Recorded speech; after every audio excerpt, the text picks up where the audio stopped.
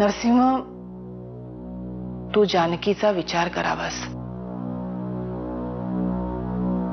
आणि खराला तुला योग्य असेल तो निर्णय तू घ्यावास। शेवटी असं आहे की ज्या नात्यात हाती काहीच लागत नाही ते नातं ताणण्यात काय अर्थ आहे? तू म्हणतेस ते बरोबर असेलही, पण आता कुठलाही निर्णय घेण्याची ताकद नाहीये माझ्यात। मी खूप थकलोय,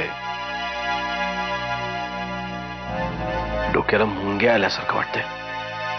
मी पडतो जरा, मला थोडा वेळ दे, आपण उद्या बोलू। It's okay, you take rest आणि थोडा शिरा खाऊन घ्या, येते मी।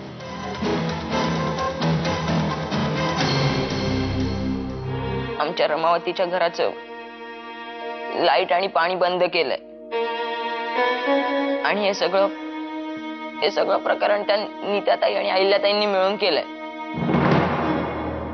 आणि हे सगळं झाल्यावर जानकीताई जेव्हा भाऊजींकडे गेली हे सगळं सांगायला, तेव्हा भाऊजींनीच तिला खोट्यात पाडलं। गण्या, अरे एक दिवस मी घरात नव्हते तर एवढं सगळं घडलं? होत आहे।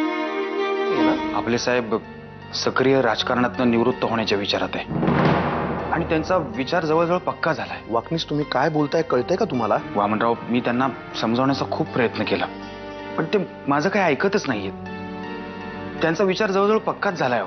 ठीक आहे, मी बोलतो दादाशी या विषयावर, नक्की बोलतो। मला वाटतंय की तुमच्या बोलण्यामुळे नक्कीच त्यांचा विचार बदलेल।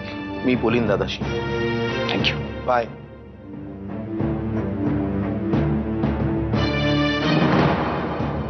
जानकीच्या आई बाबांच्या घरात पाणी आणि लाईटचं कनेक्शन तूच तोडलंस ना?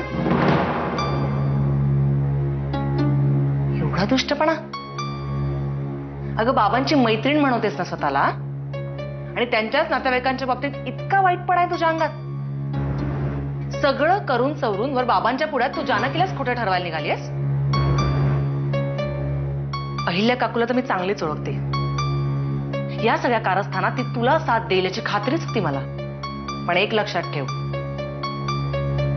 आता तुझा खेळ संपलाय। त्या जानकीला तर मी एक दिवस या घरातून हकलवूनच देणार आहे, पण तुझाही बंदोबस्त करायला मी मागे पुढे पाहणार नाही। And you know this very well. मी जे बोलते ते करण्याची कॅपॅसिटी ठेवते। घरातल्या प्रत्येकाचं डोकं तिने तुझ्या विरुद्ध भडकवून ठेवलंय, त्यामुळे आपण कोणाकडनं मदतीची सुद्धा अपेक्षा नाही करू शकत ग।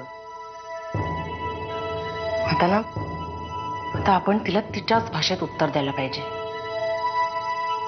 अमृता, मला माझ्या आईची खूप काळजी वाटते। इतके पैसे मी एकटी कशी काय उभी करू शकणार आहे?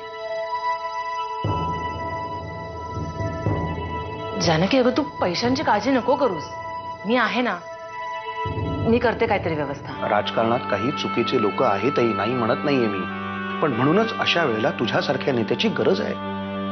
तू अशी अर्ध्यावर विरक्ती घेतलीस तर कसं चालेल? विरक्ती येण्याचा प्रश्न नाहीये वामन। तसं मी माझं काम सुरूच ठेवणार आहे, लोकांसाठी काही ना काही करतच राहणार आहे।